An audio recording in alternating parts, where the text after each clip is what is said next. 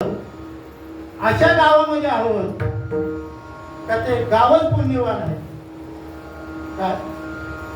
भारती हे गाव पुण्यभूमी ठावा, भारती हे गाव पुण्यभूमी ठावा, भारती हे गाव पुण्यभूमी ठावा, भारती हे गाव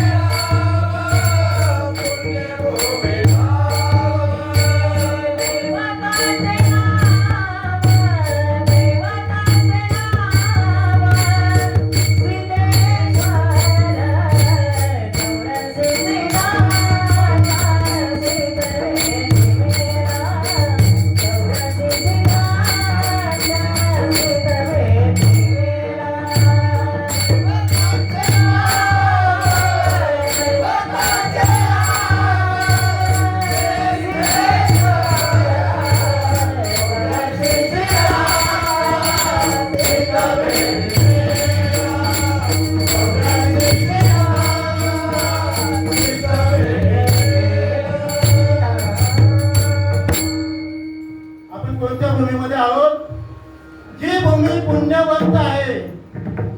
ज्या पुण्यभूमीमध्ये ज्ञानोबरायांनी अवतार घेतला, ज्या पुण्यभूमीमध्ये ज्ञानोबरायांनी आपलं कार्य केलं.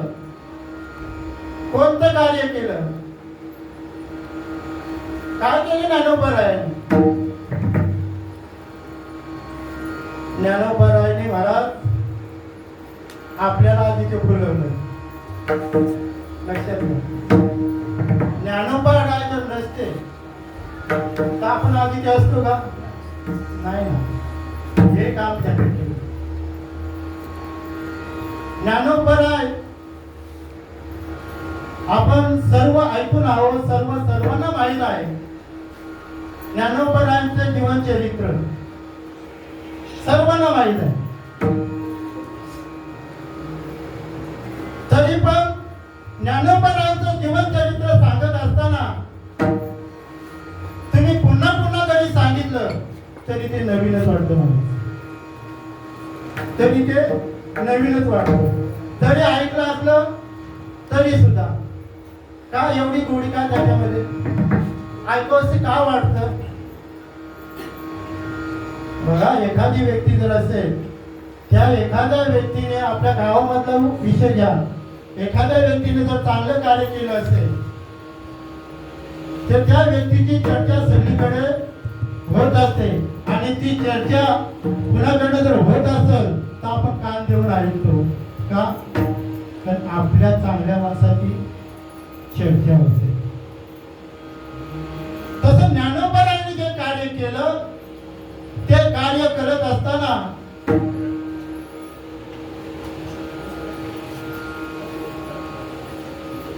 ह्या सामान्य जीवाचा विचार केला पाहिजे महाराज.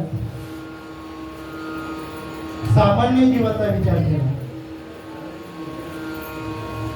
मुळात माऊली ज्ञानोबराय महाविष्णूचा अवतार, सखा माझा माऊली जेव्हा जन्माला आली त्यांना असाध्य असं काहीच नव्हतं. ज्याप्रमाणे कंसाच्या त्या जेलमध्ये जेव्हा वासुदेव श्रीकृष्ण जन्माला आला तर भगवंत श्रीकृष्णाला अशक्य असं काहीच नव्हतं. मुळात जन्माला येते वेळेसच मोठा आलेला. पण देवकी मातेने सांगितलं का बाबा तू इतकं मोठा जर आता आला कसं व्हायचं? तू माझ्या पोटी जन्माला आलेस, लहान होऊन ये. तेव्हा तो लहान झाला. मग मोठा होऊन सुद्धा तो काही करू शकला असता ना मला. कारण कोण होते ते? भगवंत होते. ज्ञानोबराय कोण होते? भगवंतच होते. ते काही करू शकले असते. करील तो काय नव्हे महाराज, परी पाहे भीत शुद्धांगी. त्यांचं बीज शुद्ध होतं. काही करू शकले असते. पण तरी पण त्यांनी जे सहन केलं ते कोणासाठी केलं महाराज? आपल्यासाठी केलं. आता विषय झाला, दादानी मांडला. सकलांशी येते अधिकार. केव्हा? केव्हा? हे जेव्हा संत जन्माला आले ना, संत जन्माला यायच्या अगोदर महाराज आपल्याला काही करायची परवानगी नव्हती. आणि केलं तर त्याला वालीत टाकले जायचं, त्याच्यावर बहिष्कार टाकला जायचा.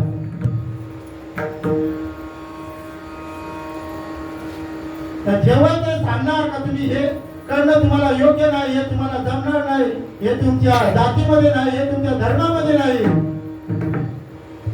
तेव्हा असे संत महात्मे जन्माला येतात आणि ते सांगतात सकलांशी येते अधिकार. कलियुगी उद्धार हरीच्या नामे. कलियुगाचा जर उद्धार करायचा असेल तर हरीचं नाम घ्यावं लागेल.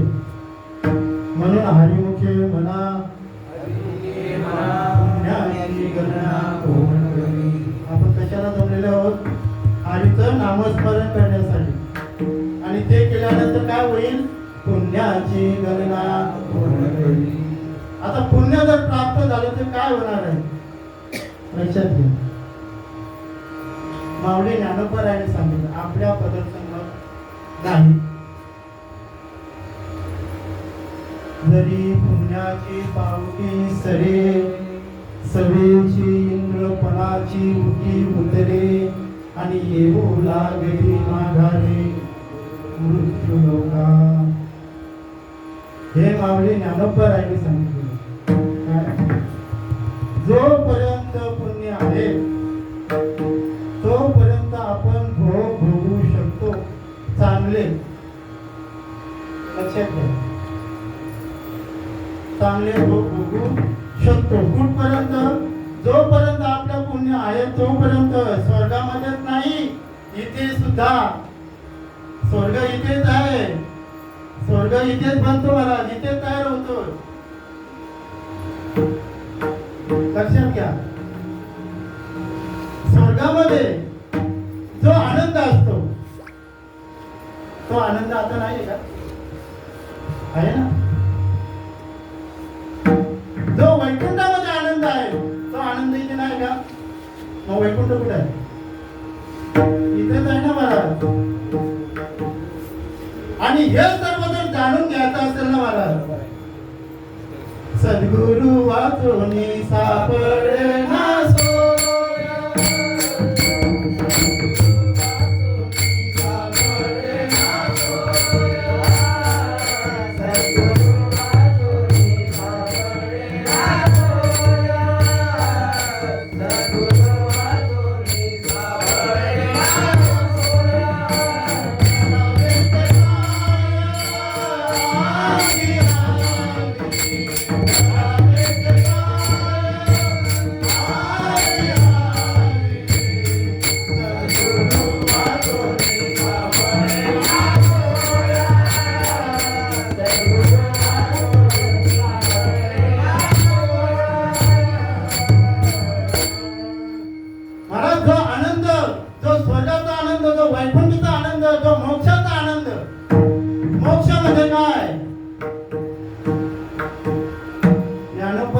जेव्हा सद्गुरु केलं, सद्गुरु केल्यानंतर त्यांना मोक्षाचा अनुभव आला. म्हणजे काय झालं? मोक्ष म्हणजे दुसरं तिसरं काय नसून आनंद आहे म्हणून. समाधान म्हणजे मोक्ष, सुख म्हणजे मोक्ष आहे. आणि ते सुख, समाधान, आनंद इथेच आहे ना. मेल्या पाठी मोक्ष मिळेल ऐसे जे म्हणती अतिमूर्ख. माझ्या पदार्थाला सांगतात मेल्यावर मोक्ष नाही. मोक्ष इथंच आहे. मोक्ष म्हणजे आनंद, मोक्ष म्हणजे सुख. ते जर तुम्हाला मोक्षाला जर पावायचं असेल तर तुम्हाला काय करावं लागेल ते शोधा. आपुला तो एक देव करुणी घ्यावा. आपुला तो एक देव करुणी घ्यावा.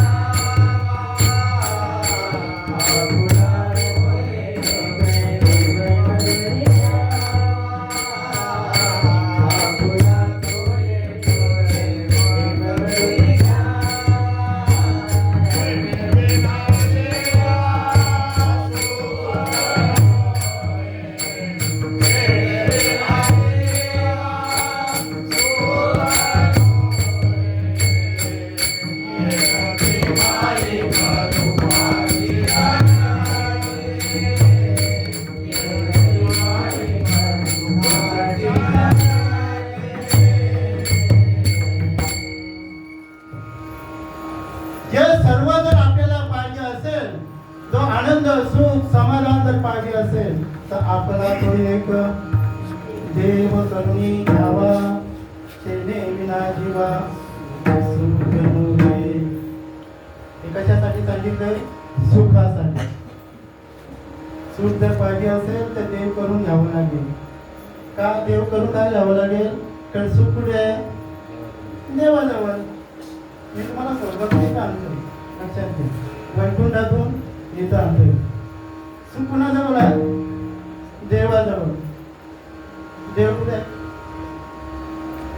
भरला गण दाट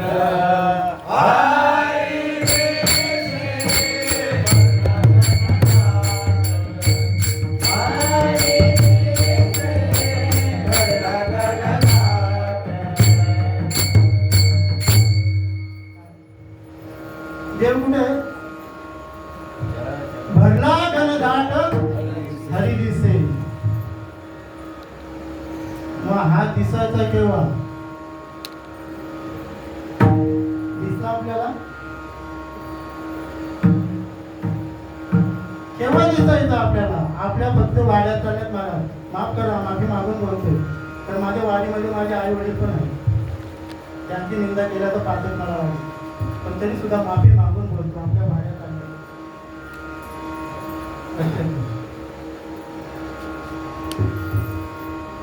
देव आहे कुठे? कीर्ती गंगा पाणी देव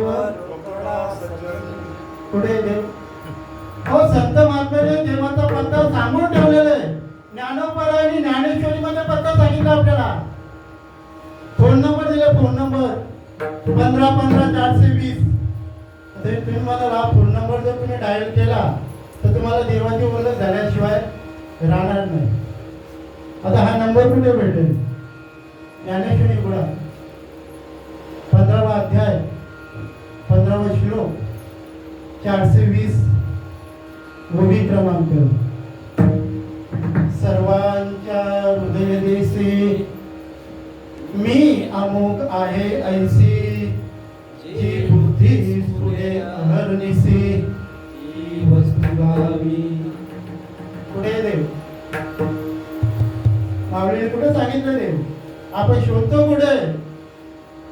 मग जर देव आपल्या जवळ असेल तर मग त्याची ओळख व्हायला नको? त्याला देव हाय, देव हाय, देव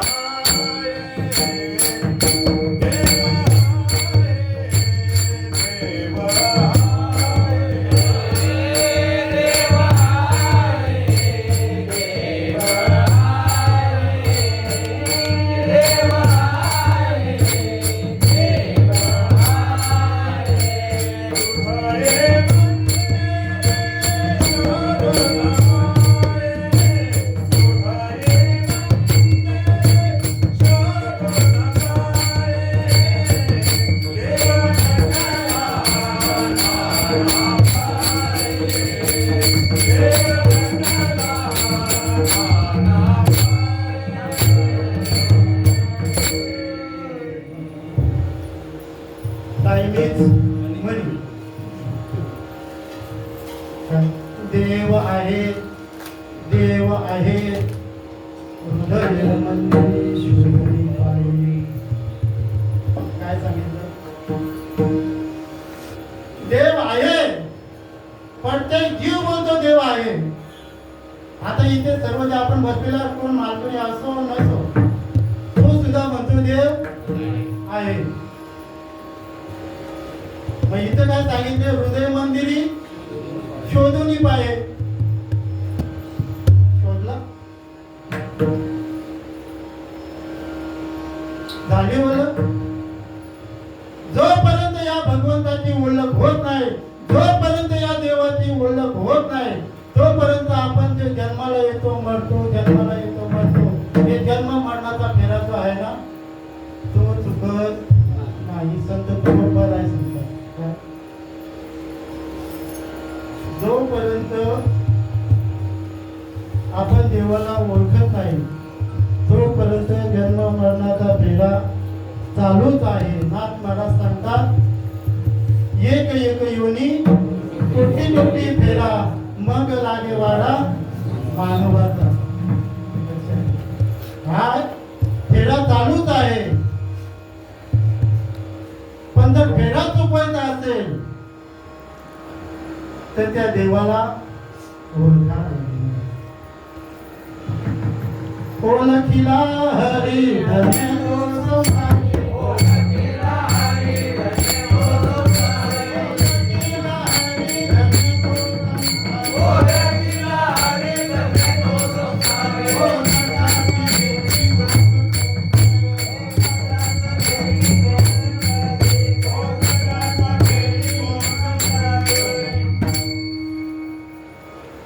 एकदा जर भगवंताला ओळखला,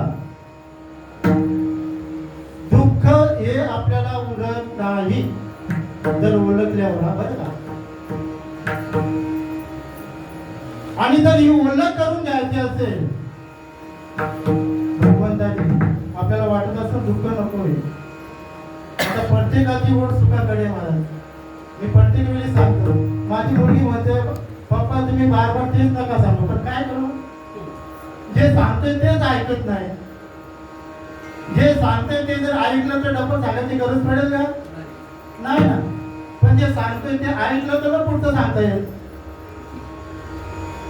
पहिलीला जो विद्यार्थी जातो त्याला गुरुजी काय करतो, खडू देतो. महाराजांनी सांगितलं त्या दिवशी, खडू देतो आणि आकडे गिरवायला सांगतो. बोल एकी एक, बोल एकी एक. त्या हाताला धरून तो आकडा आपण गिरवतो. कुठपर्यंत? जोपर्यंत त्याला ते होत नाही, ते जमत नाही, त्याचं पाठांतर होत नाही तोपर्यंत. मग मला पण तेच वाटतंय का जे मला पाहिजे, जे मला भेटलंय, जे मला सुख झालंय, मला जो आनंद झालाय, मला जो मोक्ष प्राप्त झालाय, मला जो वैकुंठ प्राप्त झालाय, हा तुम्हाला पण वाटला. म्हणून हा सगळा माझा लक्षात घ्या. पण नाही ना, वाजत असे भोम कोणी नाही कोण ऐकत. पण सांगणाराही सोडला नाही. सांगणारे सांगत होते आणि ऐकणारे ऐकत होते, पण ऐकून नाही कधी. लक्षात घ्या. याच्यामध्ये फायदा काय ते सांगतो. आणि माणूस फायद्यासाठी जास्त करतो. एखादा धंदा करायचा असेल ना, त्याच्यामध्ये प्रॉफिट कशी काय होईल, कधी होईल, पहिले ते निरीक्षण करतो. मग तो फायदा त्याला जर जमला, हा बाबा याच्यामध्ये फायदा आहे, तर तो त्या धंद्याला लागतो. याच्यामध्ये तो खूप फायदा आहे मला, खूप फायदा. म्हणजे एवढा फायदा आहे, मोठे शेठ मोठे लाखो करोडोचे मोठी गाडी घेऊन चालणारे फायदा सांगतो मी. करोडोचे मालक जर कीर्तनाला आले ना, तर माझ्यासारख्या पामराच्या ते पाय पडणार. काय फायदा?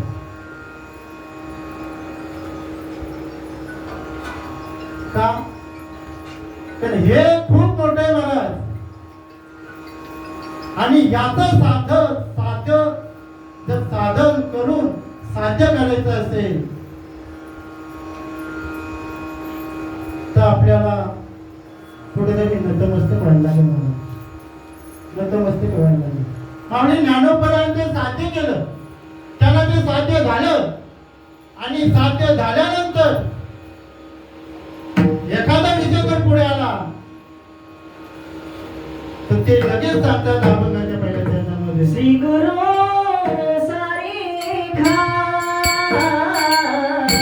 हस्तापाठी राजा. श्री गुरु सारेखा हस्तापाठी राजा. श्री गुरु सारेखा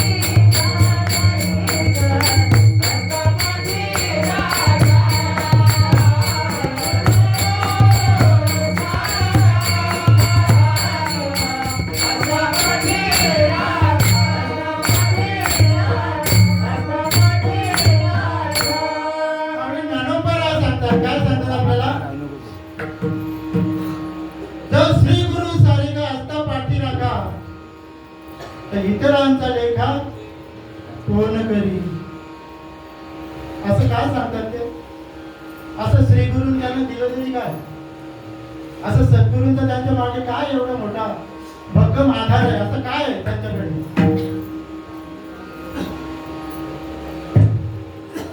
मला माऊली ज्ञानोबारायनं जे श्री गुरुंनी दिले, निवृत्ती दादांनी जे ज्ञानोबारायनं दिलंय ना, ते खूप मोठं आहे. जे दिलंय ते खूप, मी न सांगत, ज्ञानोबाराय सांगतात. माझ्या सद्गुरूंनी जे मला दिलंय ना, ते खूप मोठे. जर आठवड्यामध्ये बघा ज्ञानोबारायांनी काय म्हटलंय, निवृत्ती दादांनी ज्ञानोबारायला काय दिलंय. ज्ञानदेव पुसे गगनाहुनी वाढ. काय दिलंय? नाम दिलंय, नाम. आणि ते नाम कसं आहे? गगनाहुनी वाढ नाम आहे. वाढ म्हणजे मोठं, आकाशापेक्षा असं ते मोठं असणारं नाम माझ्या सद्गुरूंनी मला दिलंय. म्हणून श्री गुरु सारिका हस्ता पाठी राखा, इतरांचा लेखा. माझे सद्गुरू कशा आहेत? त्यांनी एवढं एवढं दिलंय मला, एवढं दिलंय का ते कधीतरी लुटून नेलं.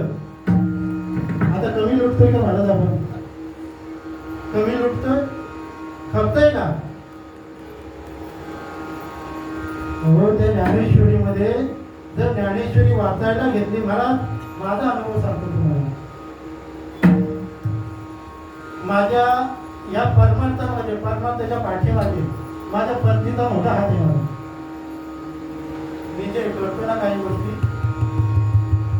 ज्या आहेत ते सांगतो. आता ज्ञानेश्वरी जेव्हा वाचतोय, तुम्ही प्रयत्न करा बघा, तर माझा अनुभव तुमच्या अनुभवाची मॅच झाल्याशिवाय राहणार नाही.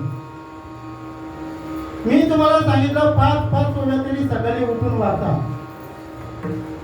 तुम्ही जेव्हा 5 ओव्या जेव्हा वाचायला बसता ना, त्या तुमच्या 5 ओव्या नाही होणार मला, तुम्ही जास्तच वाचा. हा माझा अनुभव.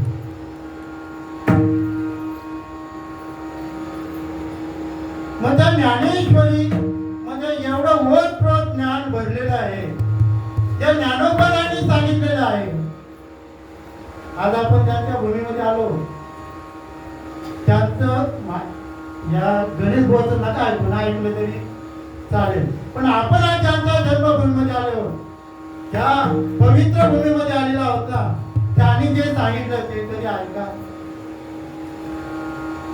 कृपालो उधार माझा ज्ञानेश्वर. कृपालो उधार माझा ज्ञानेश्वर. कृपालो उधार माझा ज्ञानेश्वर. कृपालो उधार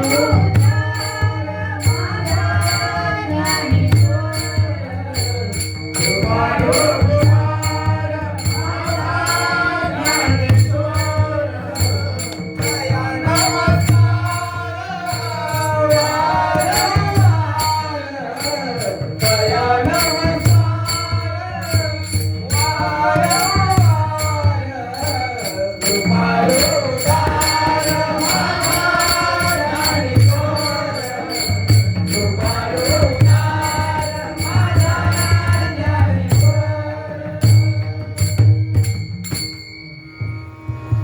ज्ञानोबारायांनी तर ज्ञानेश्वरीमध्ये एवढं कशासाठी सांगितलं? तर ते कृपाळू आहे, उदार आहे. मग त्याच्या उदारपणाचा, त्याच्या कृपाळूपणाला आपण पात्र ठरलं पाहिजे ना महाराज. नुसत्या हेलपाट कधी मारायचं? बाबलीवरी मुंग्या घाली रे झारा, तैशा वाऱ्या आपल्या पंढरीच्या. असं करून जमेल का?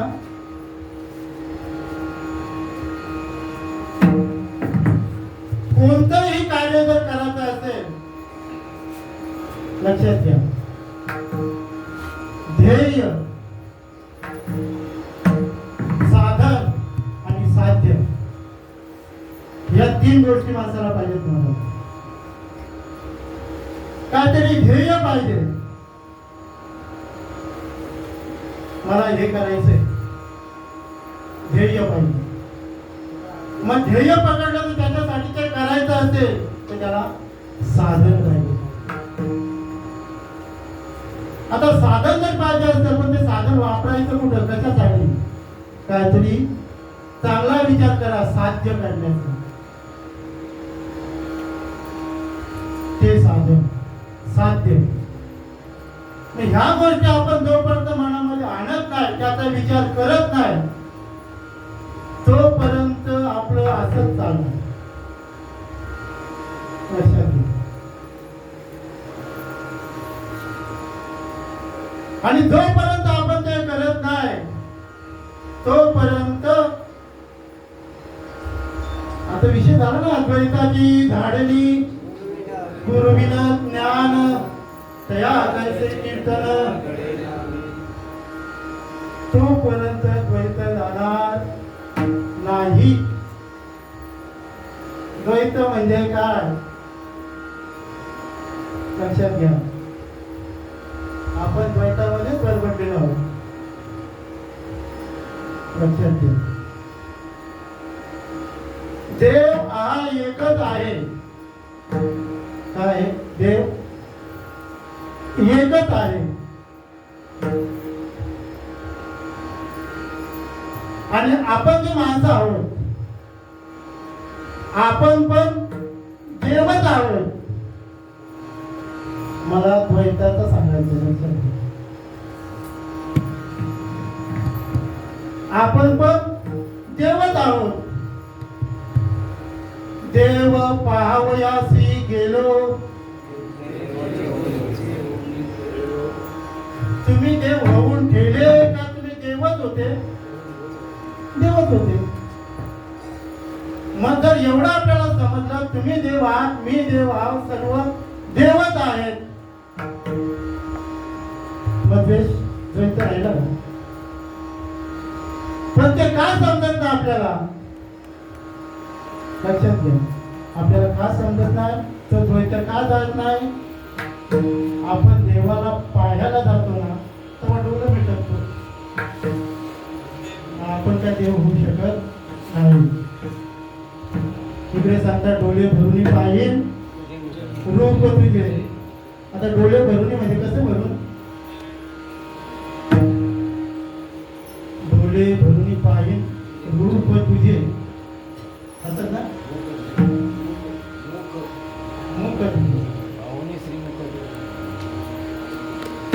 मग ते पाहायचं असेल, डोळं भरून जर पाहत असेल तर कसं बघायचं?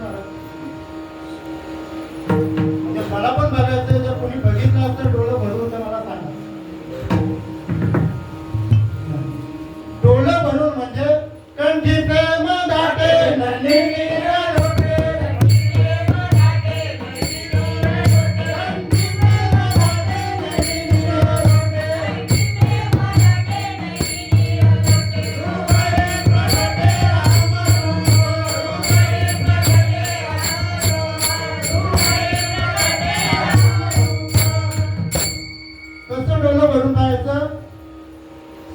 भगवंताचं दर्शन घेता घेता मुख बघितल्या बघितल्या आपल्या डोळ्यातून अश्रुधारा व्हायला पाहिजे, तो आनंद झाला पाहिजे.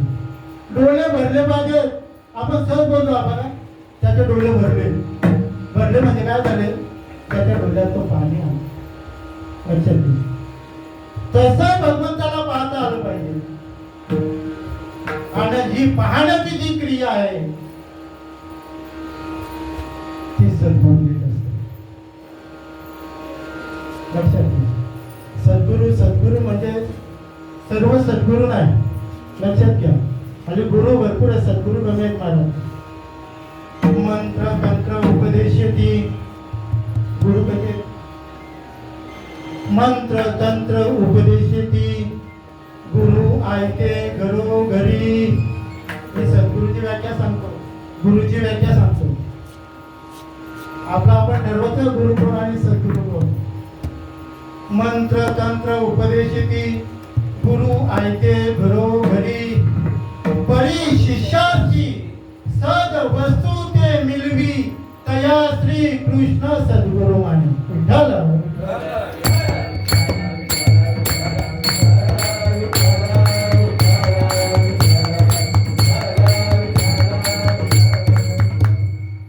पुन्हा सद्गुरू सांगितलं, पुन्हा गुरु सांगितलं. मला हा अभंग घ्यायचं हे कसं झालं तुम्हाला सांगतो. जेव्हा आपला हे कार्यक्रम चालू झाला, मी जेव्हा आलो तेव्हा या महात्म्यांचे फोटो लावायचे होते. मी तुम्हाला खरं सांगतो, मी कोणत्याही अभंगावर कीर्तन केलं नाही. हा अभंग घेईल म्हणून त्याचा काहीतरी अभ्यास केला नाही. पण इथे आल्यानंतर जेव्हा मला समजलं, दादाने अगोदर सांगितलं फोटो लावायचे, पण कोणते फोटो लावायचे ते मला माहीत नव्हते. इथं आल्यानंतर बघितलं, हे फोटो बघितल्याबरोबर मनामध्ये थोडीशी जो कल्पना, जो प्रेम ऑटोमॅटिक तयार होतं. मला ऑटोमॅटिक फोटो बघितल्याबरोबर समजलं सद्गुरूचे फोटो आहेत. आपल्या भूमीमध्ये, आपल्या परिसरामध्ये ज्यांनी कार्य केलं, ज्याने ज्ञानोबा नावाची ज्ञानेश्वरी सांगितली, काय ज्याने तुकोबांचा गाथा सांगितला, त्यांचा नाथ महाराजांचं भागवत सांगितलं, ते संत महात्मे म्हणजे ते आपले सद्गुरू आहेत मला. आणि हे जेव्हा मला समजलं तेव्हा मी एकीकडे खिळा मारित होतो मला आणि एकीकडे सद्गुरूचं स्मरण करत होतो. दादा व्यासपीठावर आहे. एखाद्या सद्गुरूंना बघितलं तर आपल्या सद्गुरूची आठवण झाली पाहिजे मला. आपलं सद्गुरू त्यांच्यामध्ये बघितलं पाहिजे मला. ते सद्गुरू आणि आपण केलेले सद्गुरू वेगळे नाहीत. सच्चिदानंद श्रीपाद बाबा, सच्चिदानंद रामदास बाबा, सावळाराम बाबा, आपले मोठे बाबा वेगळे नाहीत मला. फक्त बघण्याचा दृष्टिकोन बदला, सर्व स्थान आहे. आपलं जे आहे ना ते आपलंच आहे, त्याबद्दल दुमत बिलकुल नाही. जे आपलं आहे ते आपलंच आहे. पण जसं आपलं आहे ना तसे समोरचे पण आहे. आपण विचार आपल्यामध्ये रोज यायला पाहिजे. आणि हा विचार जोपर्यंत रुजत नाही, कुठपर्यंत, जोपर्यंत आपण सत्संग करत नाही, सत्संगाला जात नाही, कीर्तन ऐकत नाही, प्रवचन ऐकत नाही. आता या जगामध्ये, या भूमीमध्ये एवढं चाललंय, मनात एवढं चाललंय, किती आत्महत्या होतात, किती मर्डर होतात, कधी काय काय होतं, काय काय होतं. का होतंय मला तरी वाटतं, इथे जे ऐकायला आलेले आहेत ना, तो तरी मला वाटतं आत्महत्या करणार नाही असं मला वाटतं. कारण का आपण हे जे कीर्तन करतो, प्रवचन करतो, या कीर्तन प्रवचनामधून माऊली ज्ञानोबाला सांगितले जातात, तुकोबाला सांगितले जातात, आपली आई सांगितले जातात, आपले वडील सांगितले जातात. मग तो काल आपण आठवला पाहिजे का माझ्या आईने माझ्यासाठी काय केलं, माझ्या बाबाने माझ्यासाठी काय केलं, ज्ञानोबा राणी माझ्यासाठी काय केलं, तुकोबा राणी माझ्यासाठी काय केलं, सच्चिदानंद श्रीपाद बाबा, रामदास बाबा, सावळाराम बाबा याने आपल्यासाठी काय केलं आठवा कधीतरी. मोठे बाबाने आपल्यासाठी काय केलं. गेले दिगंबर विश्वराई भूती, गेले दिगंबर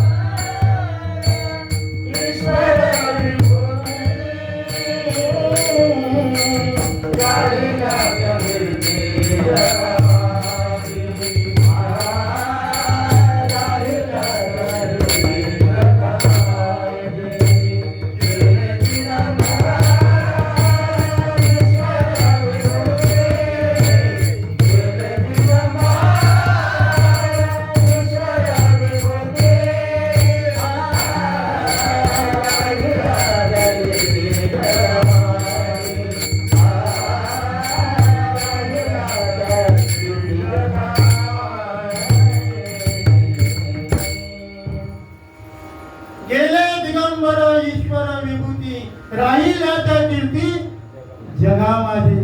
आज आपण त्यांचं नामस्मरण करतो, त्यांचा जय जयकार करतो. हा? त्या विभूती होत्या महाराज, विभूती होत्या. आणि त्या विभूतीला बघून हा आज अभंग मला सुचला. लक्षात घ्या. मी घरी बोललो होतो माझ्या मुलीला, बाय अभंग कोणता घेऊ, अभंग कोणता घेऊ.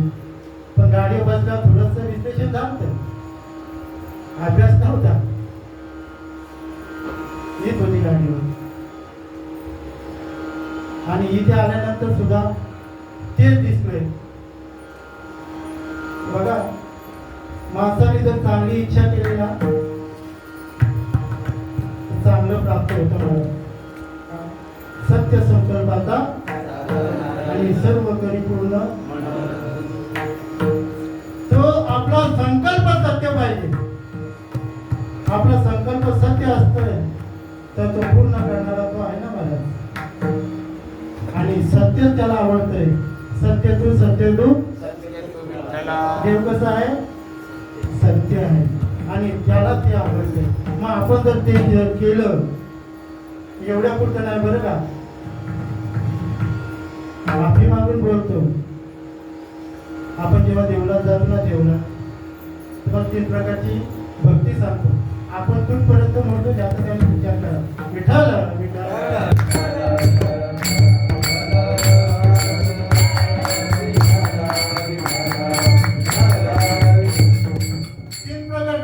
3 प्रकारची आपली. मी जी 3 प्रकारची भक्ती आहे ती तुम्हाला सांगतो. मग त्या भक्तीमध्ये तुम्ही कुठं आहेत तर तुमचा तुम्ही विचार करा. एक भक्ती आहे दगडासारखी. एक कशी आहे, दगडासारखी. एक आहे कपड्यासारखी आणि एक आहे मिठासारखी. नमक. या 3 भक्ती आहेत.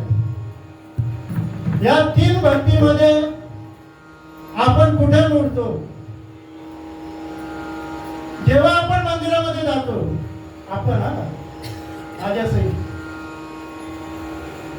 जेव्हा आपण मंदिरामध्ये जातो, मंदिरामध्ये गेल्यानंतर ग्रंथ चालू असेल, प्रवचन चालू असेल, कीर्तन चालू असेल, आई तो तोपर्यंत एवढा आनंद असतो का लगेच माल घालावा असं वाटतं. दादा घातली तर बरी होईल, लगेच माल घालावा असं वाटतो. पण ती कुठपर्यंत, तो दगड जोपर्यंत पाण्यामध्ये आहे तोपर्यंत तो दगड ओला आहे. याचा तो दगड पाण्यामधून बाहेर काढला, पडला का जसा होता तसा पडला. बघा या दगडामध्ये कोण बसतो त्याचा त्याने विचार. दुसरी भक्ती आहे महाराज कपड्याची. कपडा जो असतो, कपडा तो पाण्यामध्ये जर भिजवला ना, पाण्यामधून जर बाहेर काढला तो लगेच सुकत नाही. त्याला आपल्याला वाळवायला लागतो. तो कपडा लगेच सुकत नाही. मग त्या कपड्यासाठी पण आपली भक्ती ज्याची ज्याची असतो त्यांनी बघा. आपण कीर्तन प्रवचन ऐकलं तेवढं घट्ट वाटतं. वा खूप सुंदर, खूप छान. मंदिरामध्ये आहोत तोपर्यंत ठीक आहे.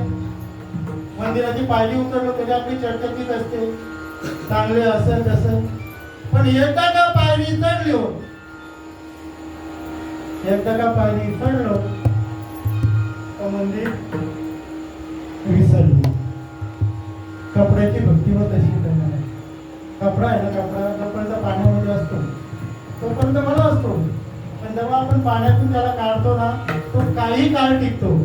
ओलापणा त्याचा पुन्हा तो सोडून जातो. बघा आता पुन्हा ती भक्ती कपड्यासाठी. आणि तिसरी भक्ती जी महाराज आहे ना, ती खूप खोल भक्ती आहे. जे माझ्या संत मायबापांनी केली खूप खोल भक्ती आहे. ती भक्ती म्हणजे नमक, मीठ, जर का तो मीठ पाण्यामध्ये टाकला कुठपर्यंत ओला नाही माणूस तो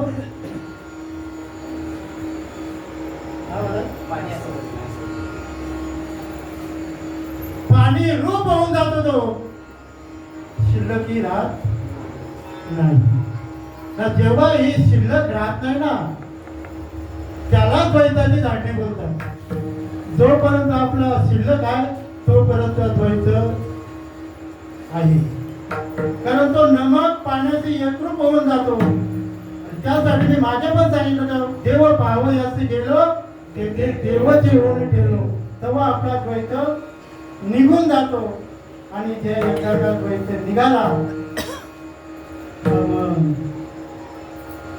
सगळीकडे घटाघटामध्ये आवडी ज्याप्रमाणे सांगतात सर्वागटी राम सुधीर प्रकाशक सरस्वत सगळ्यामध्ये तोच आपल्याला दिसतो आणि तोच दिसल्यानंतर मग आपण आनंदाने लागतो मला खूप आनंद होतो ना आनंद झाल्यानंतर कन्या सासुराची जाये मागे परतो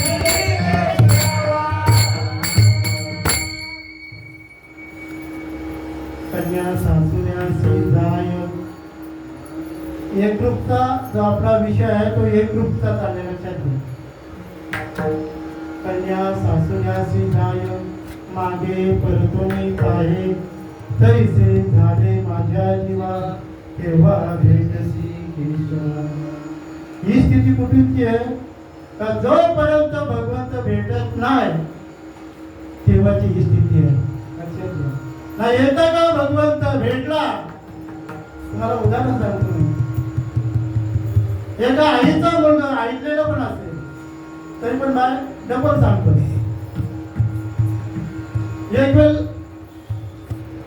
एक महिला मार्केटमध्ये गेलेली तिचा मुलगा चुकल्यानंतर ती आई तिकडं ढाल उघडून रडते मुलगा इकडे ढाल उघडून रडतो दोघांचा पण आकांत चाललाय दोघे पण एकामेकाला भेटण्यासाठी तडफडताय तो आई म्हणतोय ही बाला बाला म्हणते माझा लेकी याला विचारते त्याला विचारते आई पण त्यांची काय भेट होत नाही काय मोकळून रडतात मला एकरूपतेचं सांगायचं हे लक्षात ठेवा एवढे अश्रू वाहतात एवढी रडते आई एवढा मुलगा रडतो खूप खूप रडतो पण अचानक ते एकामेकाला शोधत असताना त्यांची भेट होते त्या मार्केटमध्ये त्या बाजारामध्ये त्यांची भेट झाली का ते अजून डाय मोकळून रडतात मला अजून रडतात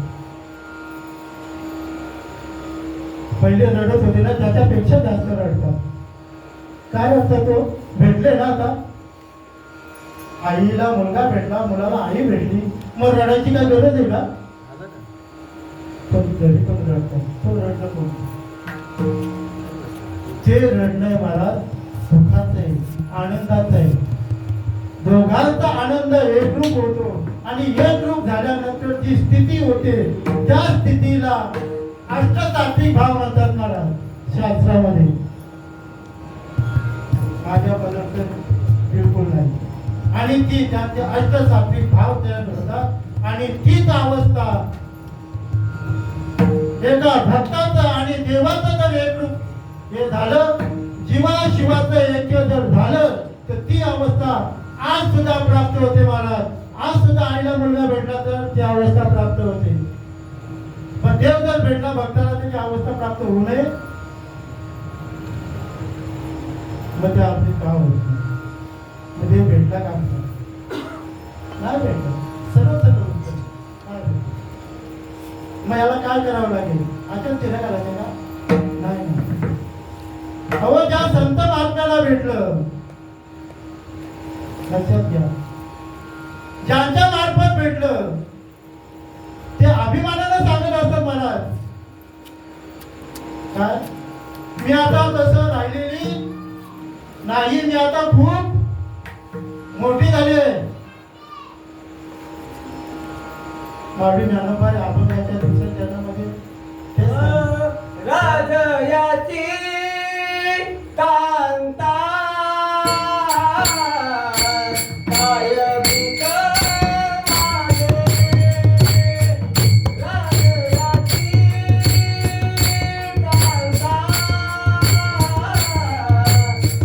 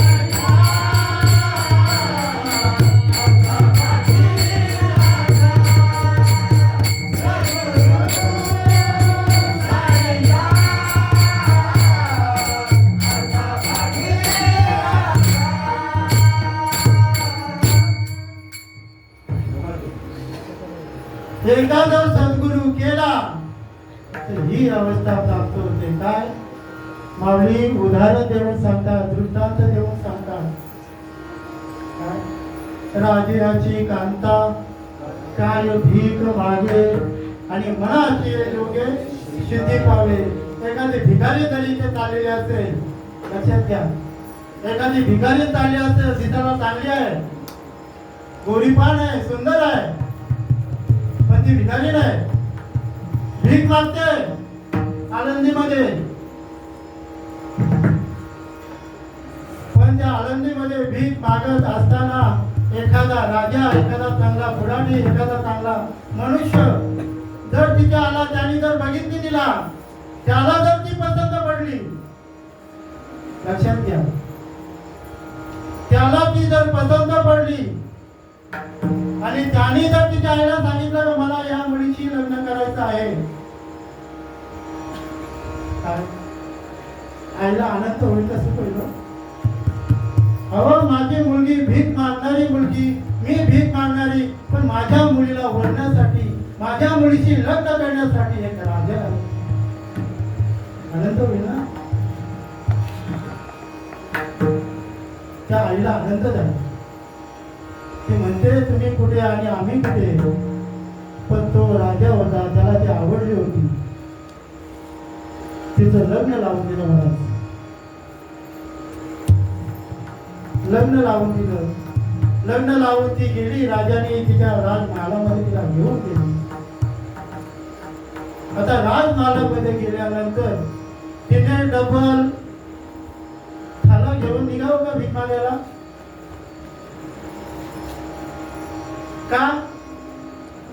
का नाही निघाला पाहिजे? कारण तिचा नवरा कोण आहे आता? राजा.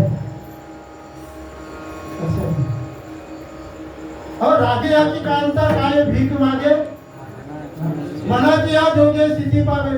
तिच्या बेडवर बसून नुसता राजाला उपदेश केला, आदेश केला, तर तिला सगळ्या गोष्टी मनाच्या प्रमाणे तिला तिथे प्राप्त होणार.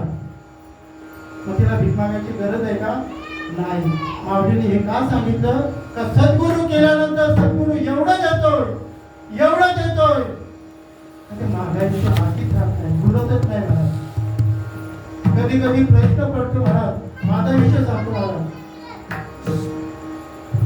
गुरुवर्यांच्या ठिकाणी जे महात्मे आहेत, आता हस्तक आहेत, ते जर भेटले एखादे देण्यासाठी उदार आहेत, पण त्यांच्याजवळ काय मागू हे सुचत नाही महाराज. जिन्याला उदर आहे. विचारतात महाराज बोला, विचारा काय विचारायचं ते विचारा. पण विचारण्यासाठीच काय राहिलं नाही? का नाही राहिलं? आम्ही लग्न कुणाशी केलं? राजाशी केलं. सर्व आहे माझ्याकडे. हा? म्हणून सद्गुरू केल्यानंतर ही अवस्था प्राप्त होती. म्हणून आपले हे जे सद्गुरू आहेत ना, त्या सद्गुरूंच्या मुळे ही आपली अवस्था आहे. आता आपली अवस्था बिकट. आता जे आहेत ना काही तिथे असतो आपण, इथे नसतो. सद्गुरूंच्या मुळात आपण इथे नवीन ज्ञानोबांच्या मुळात इथे. मग आता इथे आहोत, मग इथे आता मागायचं का आपण? इथे चांगल्या ठिकाणी आलो, पुण्य करण्यासाठी आलेलो. मग आपण मागायचं काय इथे? मागायची मला गरजच नाही. गरजच नाही. ज्ञानोबा काय सांगतात? माझे ज्ञानोबा काय सांगतात? मागायची काय गरजच नाही. आपण काय त्या तिसऱ्या चरणावर कल्पतरू तळवाटी जोगोनी बैसला.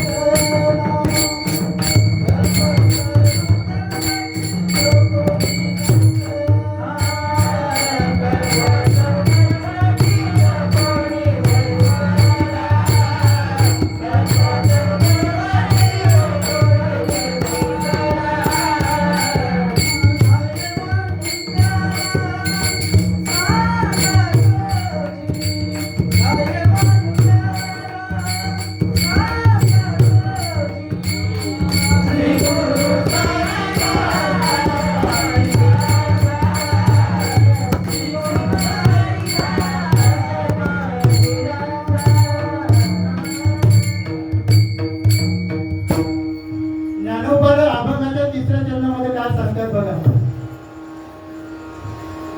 काय सांगतात? कल्पतरू तलवटी जो कोणी बैसला, काय वाणी त्याला सांगा जोडी. कल्पतरू ऐकून माहिती का? कल्पतरू म्हणजे झाड सांगितलंय. ते झाड आपण बघितलं नाही, ते कुठे आहे ते माहीत नाही. कल्प तरू म्हणजे झाड. ते असं झाड आहे की त्या झाडाच्या खाली बसल्यानंतर नुसती कल्पना जरी केली, काय वाणीमध्ये बोलायची पण गरज आहे हो. नुसती मनामध्ये कल्पना जरी केली, मला भूक लागली, जेवण तयार. कोणत्या झाडाखाली? कल्पतरूच्या झाडाखाली. मला अमुक पाहिजे, तयार. पण एक धोका पण असतो माझ्या तिथे, लक्षात घ्या. सद्गुरूचे जे शिष्य आहेत त्यांना सांगतो, तिथे धोका पण असतो माझा. जेव्हा आपण जी कल्पना करू ते प्रगट होतोय, आणि ते प्रगट झाल्यानंतर आपल्या मनामध्ये सहजच जर संशय उत्पन्न झाला, लगेच भेटतो इथे भूत तर नाही ना, लगेच भूत तयार. आणि मग हा खाणार तर नाही ना, खाल्ला विठ्ठल.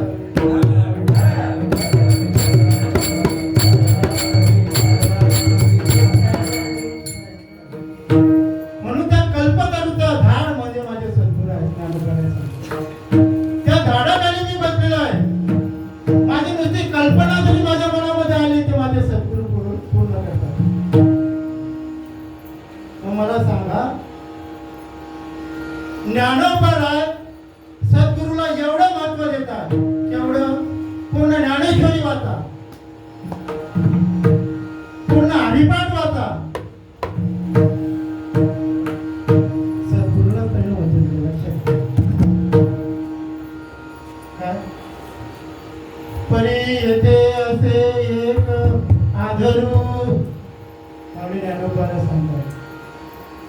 परी येथे असे एक आधरू, तेनेचे मी बोलतो सदरू. श्री गुरु ज्ञानदेव म्हणे. ज्ञानोबाला सांगतात, हे जे मी बोलतोय, जे ज्ञानेश्वरी सांगतोय, लिहितोय नाही बरं का, आपल्या बऱ्याच जणांचा मला भ्रम आहे ज्ञानेश्वर महाराजांनी ज्ञानेश्वरी लिहिली नाही. ज्ञानेश्वरीचा शेवटचा अध्याय वाचा. 1272 टीका केली पै ज्ञानेश्वरे सचिदानंद बाबा आदरे लेखक माझा. कोण लेखक आहे? सचिदानंद बाबा. आपला विषय आता पुढे येतो बघा. जो मगाच्या दादानी विषय तयार केला तो विषय आज येतो. सचिदानंद बाबा आदरे लेखक झाला. सचिदानंद कोण होते? सचिदानंद बाबा हे पहिले सचिदानंद बाबा म्हणून नव्हते. त्यांची देह यात्रा शेवटची यात्रा निघाली होती असे संत म्हटले जातात. शेवटची यात्रा निघाली होती.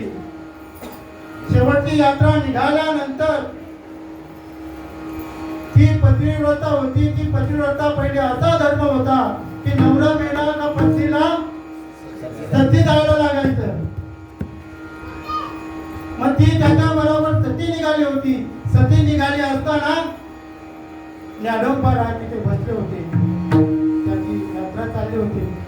त्या ताईला वाटलं माझे ज्ञानोबा इथे बसले, त्याचं दर्शन घ्यावं. त्याचं दर्शन घ्यायला गेल्यानंतर त्यांचं दर्शन घेतलं. माऊलीने आशीर्वाद दिला. काय? सौभाग्यवती भव. तिच्या अंगाला काटा आला. माझ्या पतीची तर प्रेत यात्रा चाललेली आहे आणि माझ्या माऊलीने मला आशीर्वाद दिले. सौभाग्यवती भव. माऊली, हा जो तुम्ही आशीर्वाद दिलाय तो आताचा आहे का पुढील जन्माचा आहे? म्हणजे ताई तू असं का म्हणते? माऊली, ही जी प्रेत यात्रा चालली ना ती माझ्या पतीची आहे आणि तुम्ही तुम्हाला सांगता सौभाग्यवती भव. ताई, माझा आशीर्वाद फुकट जाणार नाही. संतांचा आशीर्वाद फुकट जाणार नाही. जात नाही. का जात नाही? कारण संतांनी जे केलेलं असतं, जे भगवंताचं नामस्मरण केलेलं असतं, त्या नामस्मरणामध्ये जी शक्ती असते, संतांमध्ये देहामध्ये शक्ती नाही. माऊली ज्ञानोबा तिथे गेले. तिथे गेल्यानंतर त्याच्या मस्तकावर हात ठेवला. हात ठेवल्यानंतर नाथ संप्रदायाची परंपरा आहे. मला नवनाथांची परंपरा बघा. त्यांच्याकडे संजीवनी मंत्र होता. त्या संजीवनी मंत्राद्वारे, त्या नामस्मरणाद्वारे त्या जीवाला त्याच्यामध्ये जीवात्मा टाकून त्याला जिवंत केलं. हा चमत्कार नाही, पण आपण त्याला चमत्कार म्हणतोय. ज्ञानोबांनी भिंत चालवली, हा चमत्कार नाही, आपण त्याला चमत्कार म्हणतो. चमत्कार का म्हणतो? त्याला चमत्कार दाखवायची हौस नव्हती. त्याला चमत्कार तुम्हाला काय मोहून घेण्यासाठी दाखवायची गरज नव्हती. लक्षात घ्या. त्यांना हे दाखवायचं होतं की भगवंताच्या भक्तीमध्ये, भगवंताच्या नामामध्ये कधी शक्ती आहे हे त्यांना दाखवायचं होतं. चमत्कार करायचा नव्हता. तो चमत्कार नव्हता. फक्त आपला सामान्य जीव त्याला चमत्कार म्हणून म्हणतो. निर्जीव भिंत चालवली. हो महाराज, तुमच्यातला जीवात्मा जर निघून गेला तर तुम्ही निर्जीव भिंतच आहात. काय? निर्जीव भिंतच आहात. एखादी व्यक्ती निघून गेली, आपण त्याच्या नावाने टावर फोडून रडतो. ती व्यक्ती जागच पडलेली असते. ती व्यक्ती गेलेली असते का कुठे? जागेच पडलेली असते. कुणाची आई असते, कुणाचा बाबा असतो, कोण धान मोकळून रडतो. आई तुम्हाला का सोडून गेली? बाबा तुम्हाला का सोडून गेला? अरे राजा, तू ज्याला आई म्हणत होता, तू ज्याला बाप म्हणत होता ना, तो इथेच पडलेला आहे. गेला कोण? निघून गेला वारा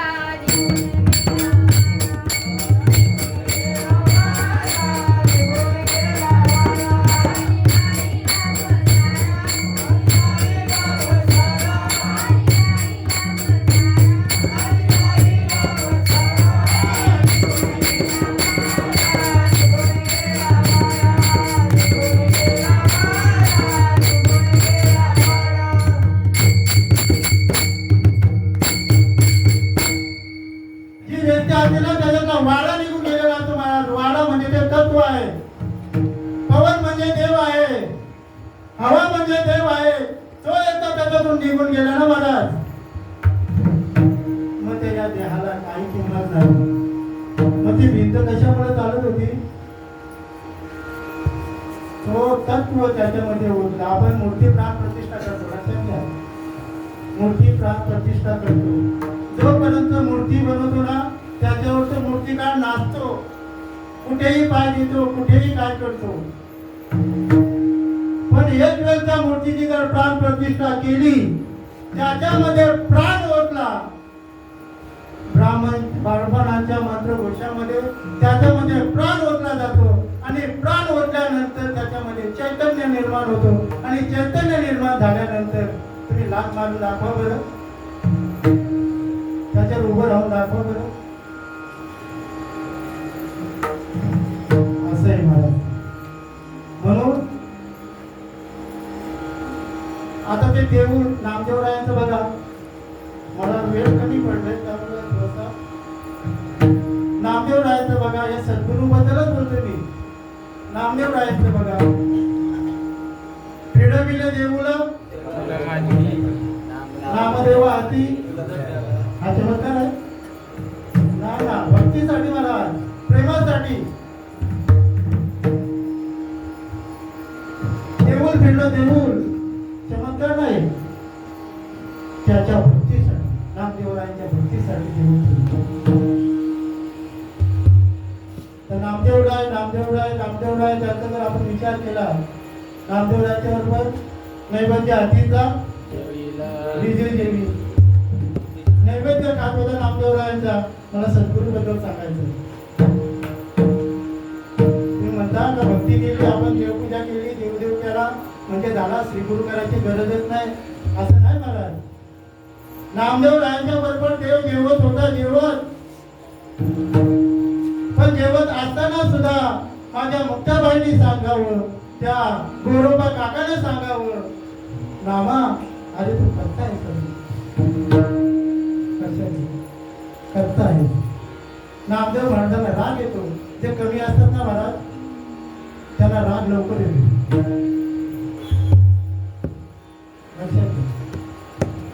जे पूर्ण भरलेला असतं ना, बघा तो अंडा असतो, अंडा पाण्यात जर फुल भरलेला असतं ना तो डचमलत नाही. महिला मंडळाला चांगला अनुभव असतो. फुल भरला असतो ना तो डचमलत नाही. पण जर अर्धा भरलेला असेल ना न डचमलतो, असं सोडून जमत नाही. पडतो की काय? आपलं पण तसं नाही महाराज.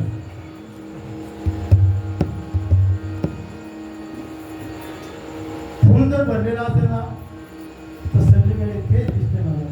नामदेव महाराजांना ते दिसत नव्हता. देव जेवत होता. गोरोबा काकांनी सांगितलं, नामदेव महाराज गेले देवाकडे. देवाला म्हणायला लागले, देवा हे आताची कार्टे आल्यात म्हणे. काय आमच्याबद्दल पण मला तसंच होतं. सुरुवात जी होती ना तेव्हा आमच्याबद्दल पण तसंच होतं म्हणत होती. ही आताची कार्टे आल्यात म्हणे. या आता मला घातल्यात ना, यांना कुठे देव दिसला म्हणे. लक्षात घ्या. नामदेवराव देवाकडे भांडायला लागले का ही आताची काठी आल्या, 4 भावंड आल्या आणि ती मला शिकवतात आणि म्हणतात का नामा करत आहे म्हणे. देवाने सांगावं त्याला, नामा आज जी भावंड आहेत ना ती मीच आहे. ज्ञानोबार आहे, माझंच अवतार आहे, मीच आहे. आणि ते म्हणतात ना ते योग्य आहे, ते खोटं नाही आहे. जेव्हा तुम्ही पण त्यांची बाजू घेता म्हणे, जे हाय ते हाय, जे नाही ते नाही. देवाचं पण असंच घेतलं. म्हणजे हो, जोपर्यंत तू सद्गुरू करत नाही तोपर्यंत मी तुला या विड्यावर पुरताच मी मर्यादित दिसेल. महाराजांनी आता एक हे घेतला अभंग प्रवचनामध्ये, सगुणाच्या भेटी निर्गुणाच्या भेटी आलो सगुणा संग. आपण सगुणाला बघितलंय, नामदेवरायांनी पण सगुणाला बघितलंय, पण निर्गुणाची ओळख नव्हती. सांगण्यासाठी भगवंताने नामदेवाला औंढ्या नागनाथला पाठवलं. औंढ्या नागनाथला पाठवल्यानंतर खेचर स्वामी त्या शिव मंदिरामध्ये झोपले होते. त्यांना समजलं, संत होते ते, त्यांना बरोबर समजतं कोण येतं कोण नाही. त्यांनी काय केलं असेल, या नामदेवाला निर्गुणाचं स्वरूपाचं दर्शन घडून द्यायचंय. पिंडी होती, पिंडीवर पाय ठेवले आणि झोपी गेला. नामदेवराय तिथे गेले आणि नामदेवराय तिथे गेल्यानंतर नामदेवरायांचं डोकं फिरलं. अरे भगवंताने मला ज्याच्याकडे पाठवलंय तो जर देवाच्या जर डोक्यावर जर पाय ठेवून जर झोपत असेल तर हा मला काय बोध करणार आहे.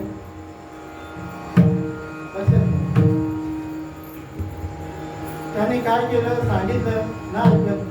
त्याने सांगितलं, भाऊ माझं पाय आहे ना, माझं वय झालं, माझं पाय मला आता उचलं नाही. एक काम करते, पाय खूप उचल आणि बाजूला ठेव. नामदेवराय वाचले, तो पाय उचलला आणि अशी बाजूला ठेवतात, त्याच्या खालीच टाकून पुन्हा बाजूला ठेवतात, तिथे पेंडी. हा चमत्कार आहे का? सद्गुरूची कृपा आहे महाराज, तुम्हाला दाखवून देण्यासाठी, त्या नामदेव महाराजांना दाखवून देण्यासाठी ही भक्तीची परीक्षा आहे. पण भक्तासाठी देव धावत असतो महाराज. तेव्हा नामदेवरायांना समजलं हे कोण साधे पुरुष नाही. तेव्हा त्यांना शरण गेलं. शरण गेला नाम म्हणे देव देई दाखविला, नाम म्हणे देव देई दाखविला,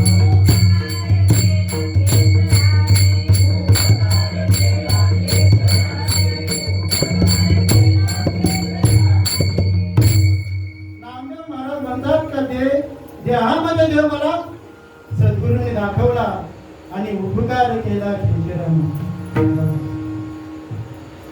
सद्गुरु नाही के पूर्ण कृपा केली, सद्गुरु नाही के पूर्ण कृपा केली, सद्गुरु नाही के पूर्ण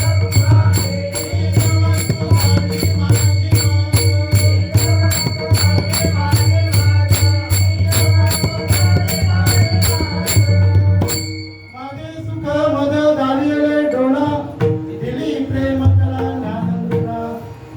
नामदेव महाराजांना अनुग्रह झाला. अनुग्रह झाल्यानंतर त्यांना अनुभव आला. अनुभव आल्यानंतर लगेच नामदेव महाराज बोलले, सद्गुरु नाही की पूर्ण कृपा केली. आणि नीज वस्तू, नीज म्हणजे जे गुह्य आहे, नीज आहे, जे माहीत नाही ते नीज. ज्ञान गूढ गम्य ज्ञान देवा लादले आणि निवृत्तीने दिले माझ्या हाती ते गुण ते ज्ञान. त्या खेचर स्वामीने नामदेवरायांना दिलं. पण नामदेवरायांना ते दिल्यानंतर नामदेवराय त्या पुत्रीच्या पाठी सुद्धा लागला. त्या पुत्रा कोट्या पुऱ्या खात होता. अरे बाबा, त्या कोट्या पुऱ्या नको खाऊ, ही वाटी तुपाची वाटी घशाला त्रास होईल, तुपाची वाटी घे. त्याच्यामध्ये सुद्धा देव दिसायला लागला. म्हणजे त्याचा सुद्धा द्वैत गेला. त्याला पुत्रा दिसत नव्हता, त्याला काय दिसत होता? देव दिसत होता. आणि हा देव संतांना दिसला, आपल्याला सुद्धा दिसत. फक्त सद्गुरूला शरण जाणे. जे हे ठामपणे सांगतात त्यांना विचारा, तो कोणी असो. दादा तुमचं जसं बोलणं रोखतो गेला, माझं सुद्धा एखादी गोष्ट जर मला माहीत नसेल आणि एखाद्या वक्त्यांची गोष्ट जर सांगितली, त्या गोष्टीचा मला जर अनुभव नसेल तर मी महाराज त्यांना नतमस्तक होऊन विचारतो,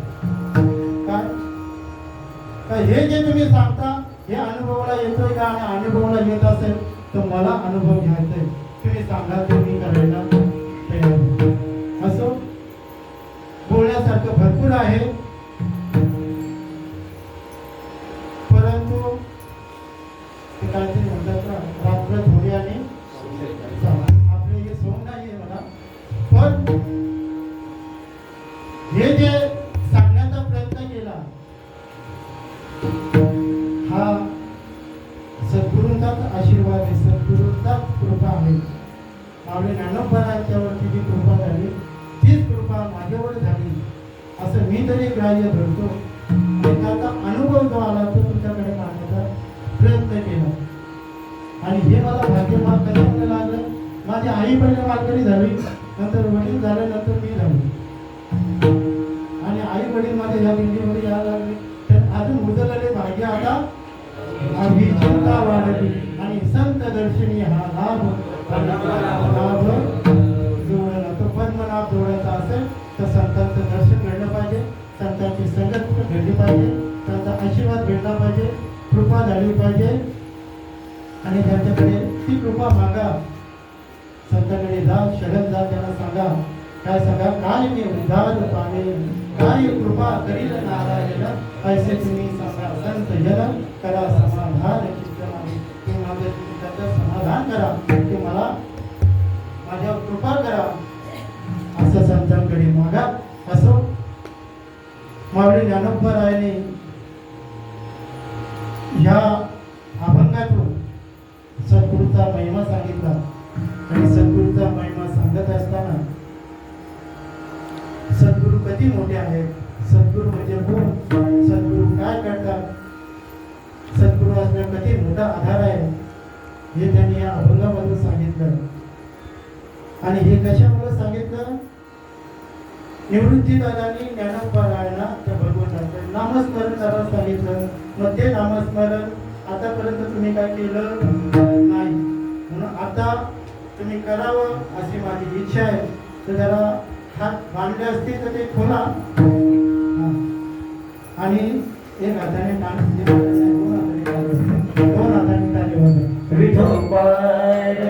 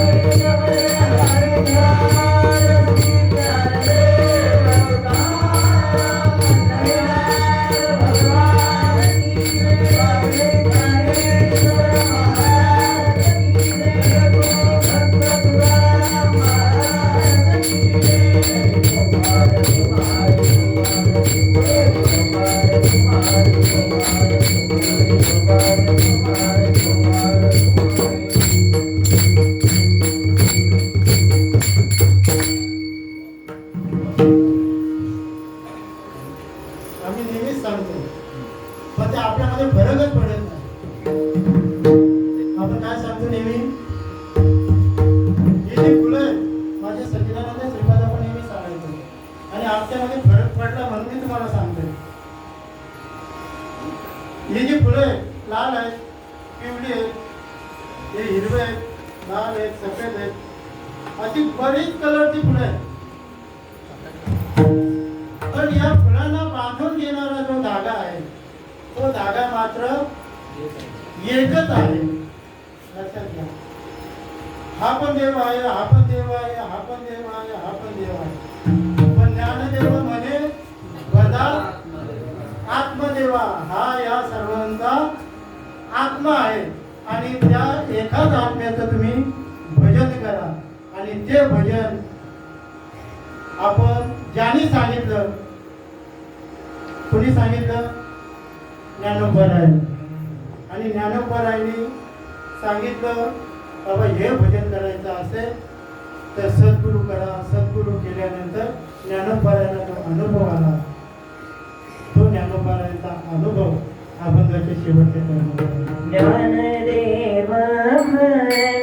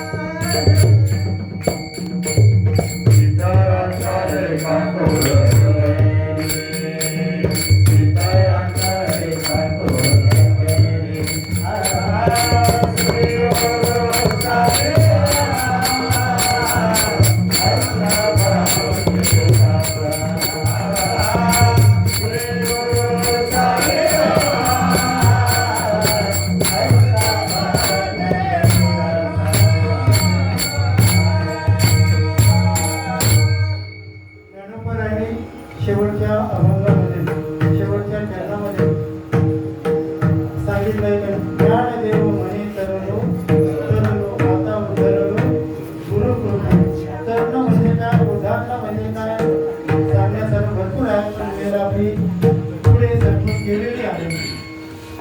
तरणे म्हणजे तरलो तरलो म्हणजे हा भवशिखर आहे, हा भवसागर आहे. या भवसागरामधून तरुण गेलो म्हणजे काय झालं जन्म मरणाचा पिढ्यातून मी मुक्त झालो.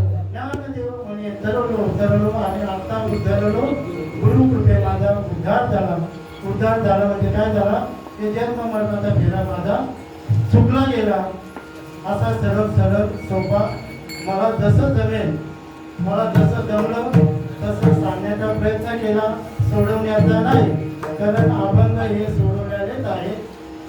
तुम्ही म्हणता ते सोडवलेलं सोडवण्याची गरज नाही. फक्त काय करायचं सुटायचं कोणाला आहे आपल्याला. आपण जे अडकलोय ना बंधनामध्ये तर आपल्याला सुटायचंय. अभंग सोडवण्याच्या भानगडीत पडायचं नाही. असो ज्ञानेश्वर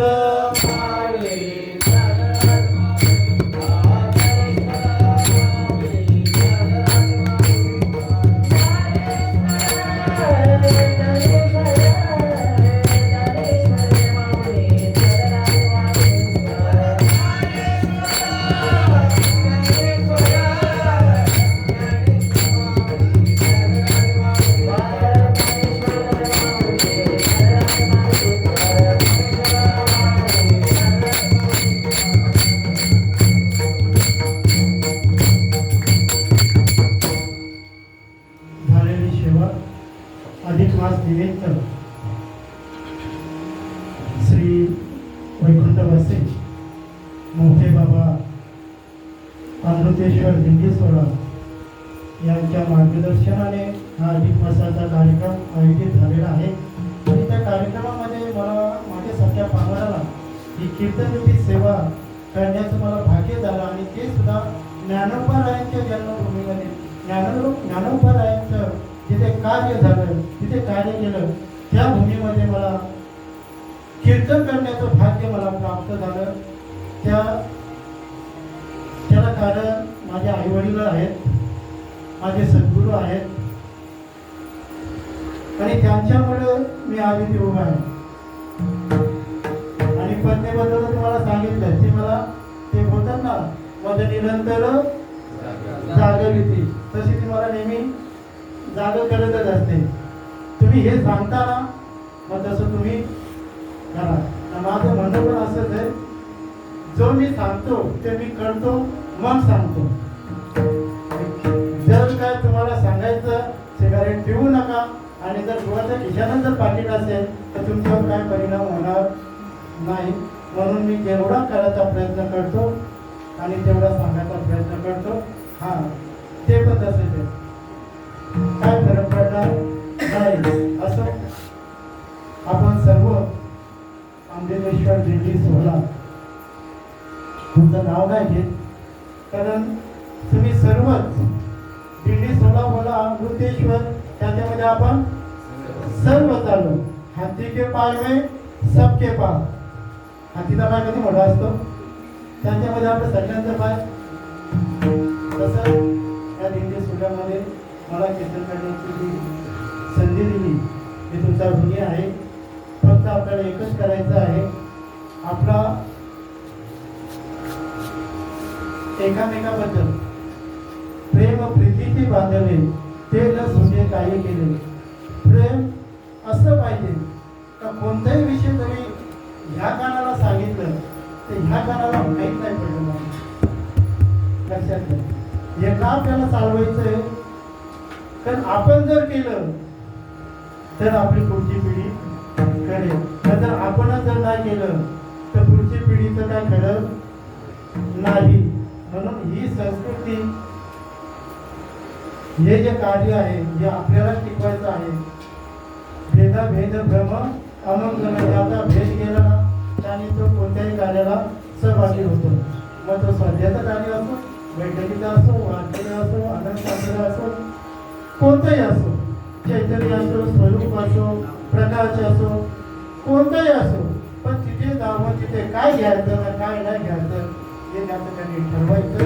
असं काय चुकलं असेल तर माफ करा, नाही बोलणार, कारण तुम्ही संत माय बाप कृपावंत काय घ्या कीर्तीबाबत चुकलं असेल तर तुम्ही बांधूनच घ्याला, मला माहीत आहे.